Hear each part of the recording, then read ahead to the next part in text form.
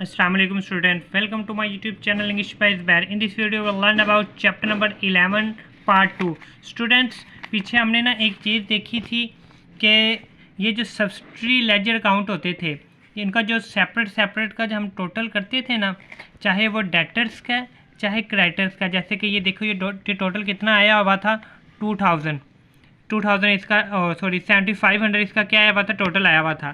अब अगर इधर देखें आप, जब कंट्रोल अकाउंट हम बनाते थे उसमें भी वो क्या रहता था, सेम रहता था। इसी तरह अब ये इधर नीचे देखें, ये है क्रेडिटर्स का।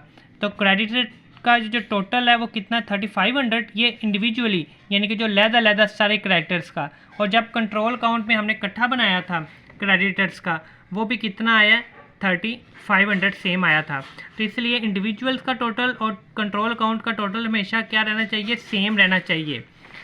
इसी तरह अब सम टाइम क्या होता है, वो सेम नहीं आता, तो फिर हमने देखना है कि कहाँ पे मिस्टेक्स होंगी। अगर बैलेंस तो होना चाहिए, अगर नहीं आ रहा तो फिर कहाँ मिस्टेक है वो ढूंढनी है। Any difference must be investigate and correction made. पहले ढूंढो कि कहाँ फ़र्क आया, फिर उसको दुरुस्त कर दो। दिस में इन्वॉल्व एडजस्टमेंट। कहाँ एडजस्टमेंट करनी पड़ती है आपको, या तो कंट्रोल अकाउंट के अंदर सिर्फ होगी, या list of balances as per subsidiary ledger यानी कि जो लहदा बनाते हैं हम। अब ये नीचे देखो कौन सी रीज़न होगी, तो आपने कैसे उसकी अमेंडमेंट करनी है, उसको दुरुस्त करना है। For example book of original entry है, अगर आपकी कोई रिकॉर्डिंग के दौरान कोई एरर आ गया, यानी कि 1000 पे आपने लिखना 10,000 लिखना था, तो आपने कितना लिख दिया 1000 लिख दिया, तो अब क्या आ गया, एरर आ गया। तो इस तरह का कोई रिकॉर्डिंग एरर हो ओरिजिनल एंट्री में, तो वह कंट्रोल अकाउंट में भी मिस्टेक ठीक होगी, लिस्ट में भी होगी। लिस्ट का मतलब है जो इंडिविजुअली आप अलग बना रहे हो। इसी तरह जो कास्टिंग कहते हैं कि यानी कि कोई अमाउंट लिखने लगे, कोई मिस्टेक आ गई, ज़्यादा लिख दी या आपने कम लिख दी है, उसे कहते हैं कास्टिंग एरर।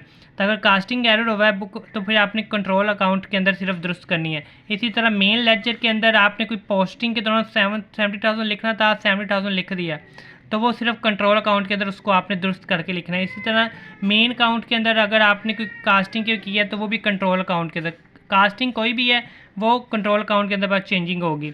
सब्सिडरी लेजर यानी कि इंडिविजुअल लेजर में अगर पोस्टिंग में की है तो सिर्फ लिस्ट ओनली में, अगर कास्टिंग एरर आई है सब्सिडरी में तो वो भी लिस्ट के अंदर सिर्फ चेंजिंग होगी। इसी तरह लिस्ट ऑफ बैलेंस के अंदर लिस्टिंग एरर है तो लिस्ट के अंदर, लिस्टिंग एरर कोई भी हो लिस्ट के अंदर होगा। कास्टिंग एरर है तो सिर्फ लिस्ट के अंदर होगा। अब आगे क्वेश्चन देखते हैं students. For example Waheed and sons have an accounting year ended 30 June 20x9.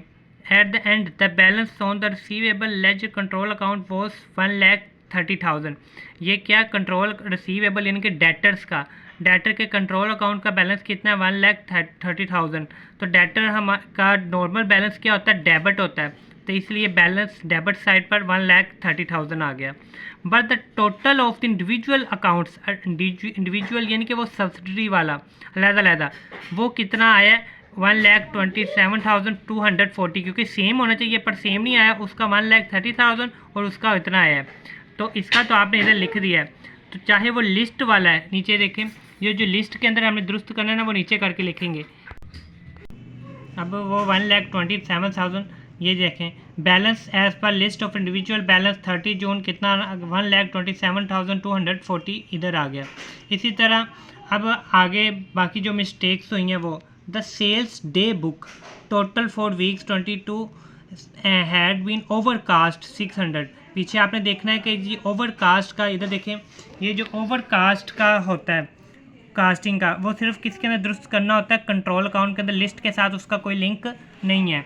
तो क्या किया हमने 600 ज़्यादा लिख दिया है, तो क्या हुआ उसकी साइड सिर्फ चेंज कर देंगे। सेल्स डे बुक आती होती है डेबिट साइड पर, ये कहाँ पे लिखती होती है, इसका बैलेंस डेबिट साइड पर लिखते हैं, लेकिन ओवरकास्ट लिखा गया था तो उसका अफेक्ट ख़त्म करने के लिए क्या आ जाएगी, क्रेडिट साइड पर कंट्रोल अकाउंट के अंदर आ जाएगा।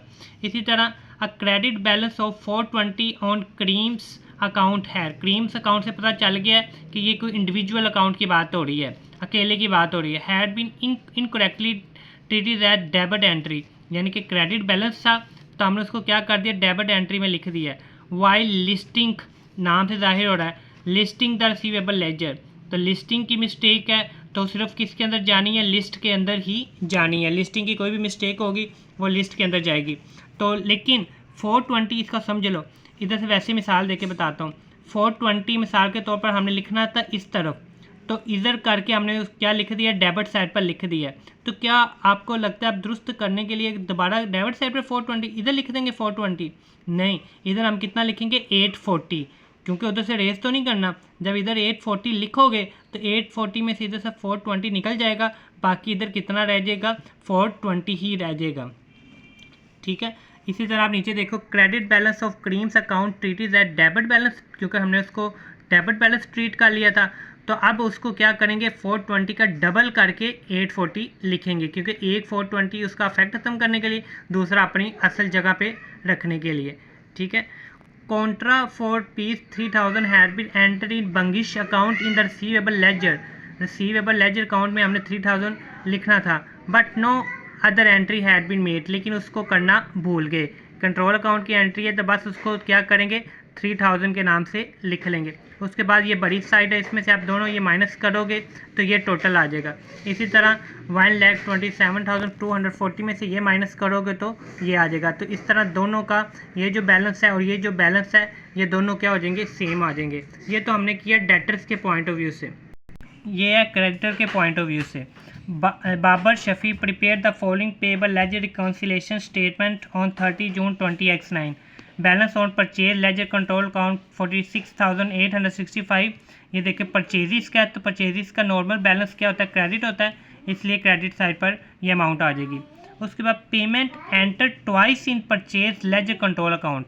परचेज लेजर कंट्रोल अकाउंट में हमने इसकी अमाउंट को क्या कर दिया था, ट्वाइस लिख दिया था। पेमेंट आती होती है, याद रखना है, डेबिट साइड पर। पीछे वाला कंट्रोल अकाउंट का जो टेबल है ना, वो देख लेना ना, पेमेंट किधर आती होती है, डेबिट साइड पर आती है।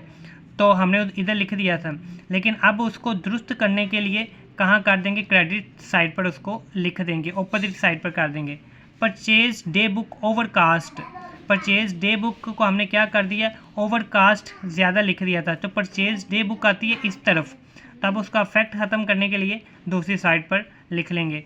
तो फिर क्या आ जाएगा, ये और ये बैलेंस क्या आ जाएगा, सेम आ जाएगा। ठीक है। उसने कहा ये बैलेंस बना तो लिया था, लेकिन कुछ मिस्टेक्स आ रही थी जिस वजह से पता नहीं चल रहा था ये बैलेंस कैसे आया।